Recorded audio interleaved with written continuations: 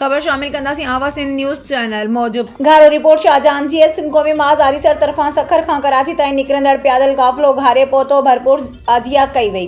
काफ़िलो घारे पहुचण ते जिस्कम बशीर खान ज़िले अगवान गुलजार शाह गुलाम हुसैन ख़ास किली जिसाफ जिस्कम अगवान अयाज शाह SUP अगवान एजाज शेख समाजी अगवान याकूब नायो रियाज़ नायो ऐं ॿियनि इस्तक़बाल कियो। उन मौक़े ते अगवाननि ख़िताब कंदे चयो त सिंधु दरिया ते पंजाब तरफ़ां निकिरंदड़ 6 कैनाल सिंध जे लखें एकड़ ज़मीन खे ग्रीन पाकिस्तान कारपोरेट फार्मिंग जे नाले ते मनपसंद सरमाएदारनि खे ॾियण, सिंध में धारी आबादगारी खे आबाद करण, सिंध में वधंदड़ मज़हबी इंतहा पसंदी, सिंध मां खंबे गुम कयल क़ौमी कारकुननि जी आज़ादी ऐं सिंध जे तालीमी इदारनि में फोर्सिस जी मुदाख़लत ख़िलाफ़ सिंध उन्हनि साज़िशी मनसूबनि खे रद्द करे चुकी आहे। जेकॾहिं मनसूबा बंद न किया विया त मरहलेवार जिदोजहद जो ऐलान कंदासीं। सखर खां निकितल मार्च 23 फरवरी ते कराची पहुचंदो, जिते तारीख़ी जलसो कयो वेंदो। काफ़िले जी अगवानी जिस्कम चेयरमैन असलम खैरपुरी फतह चनो करे रहिया आहिनि।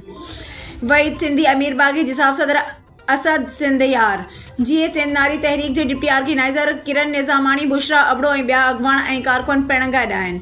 काफ़िले जो हर शहर में पहुचण खां पोइ घारे शहर में कॉम्प्रेस शागिर्द सियासी समाजी तोड़े उस्तादनि जी तंज़ीमनि गुलनि ऐं अजरकनि सां भरपूर आजिया कई। काफ़िलो राति दाबे जी तरसण खां पोइ कराची रवानो थींदो, जेको 23 फरवरी ते कराची प्रेस क्लब अॻियां जलसो थींदो।